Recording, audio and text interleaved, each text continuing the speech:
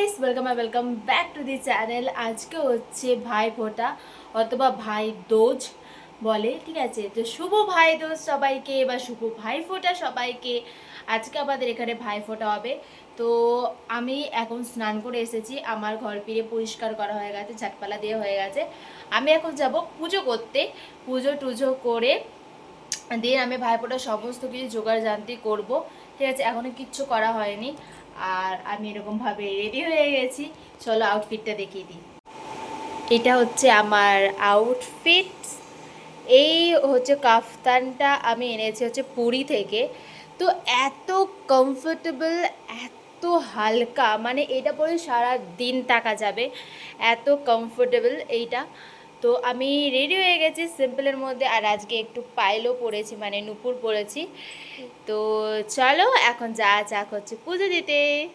এখানে আমার পুজো দেওয়া কমপ্লিট হয়ে গেছে। এরপর বসে পড়েছিলাম ভাইফোঁটার থালা সাজাতে। তো ভাইফোঁটার থালাটা সাজানোর জন্য আমি ফার্স্টেতে ছোটো প্লেট নিয়েছিলাম, যেটাতে ফার্স্টে ধরেনি।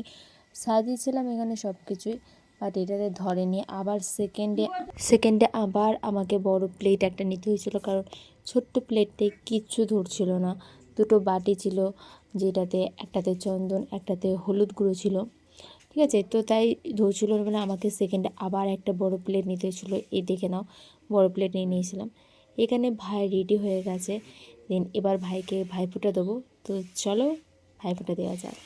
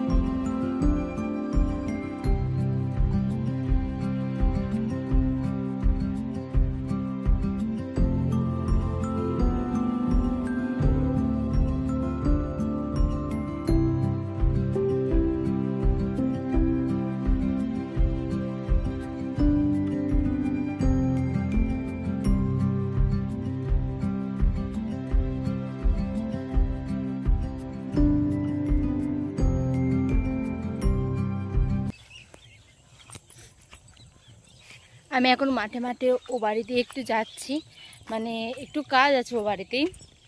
ও বাড়িতে না, ও পাড়াতে একটা কাজ আছে। তো আমি এখন মাঠে মাঠে যাচ্ছি। আর আসল কথা হচ্ছে, আমার দুপুরবেলা মানে 12টার সময় একটুখানি ঘুমিয়ে গিয়েছিলাম, তারপরে আবার এখন ঘুমোতে যাচ্ছি, তো ঘুম আসছে না। তো ভাবলাম যে একটু ঘুরেই আসি, তা এখন যাচ্ছি ও বাড়িতে। চলো।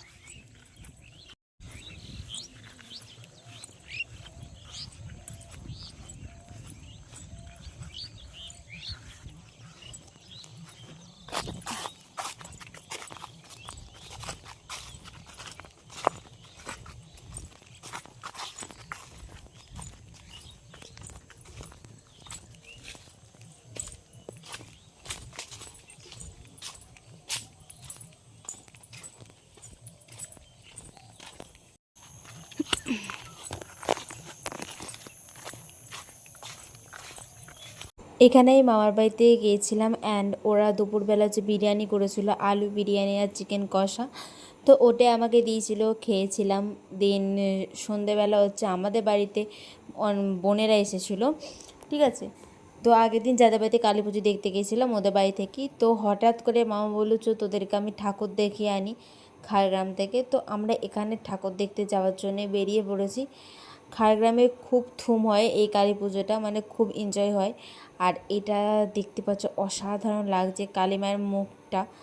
আর ওখানে এই মশাল জিনিসটা দিয়ে বিসর্জন হয়।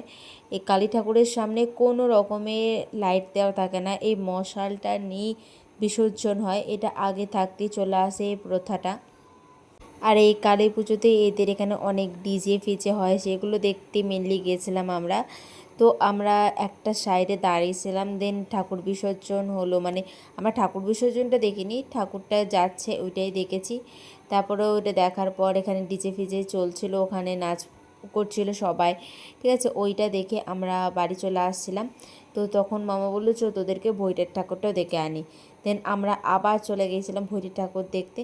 আর এই সমস্ত কর্মকাণ্ডগুলো আমরা করছিলাম রাত 10:30টার সময়, ঠিক আছে। হঠাৎ করে প্ল্যান হয়, তো হঠাৎ করেই চলে গেছিলাম আমরা বাড়িতে 11টা নাগাদ এসে তবে আমরা খাওয়া দাওয়া করি। আর এখানে রাস্তাটা এত সুন্দর সাজিয়েছিল, আমি মানে কি বলবো, আমার খুব ভালো লাগছিলো। পুরো ফাঁকা ছিল, তাই 2-4টে ফটো তুলে নিয়েছিলাম। এখানে কেউ ছিল না, রাত 10:30টার সময় কেই বা থাকবে আমাদের মতো পাগল ছাড়া। তো এখানে আর কেউ ছিল না, আমরা পুরো মণ্ডপটাকে ফাঁকা পেতে অনেক ফটো তুলেছি। আজকেকার মতো এত দূরে দেখা হচ্ছে নেক্সট ভিডিওতে, টাটা।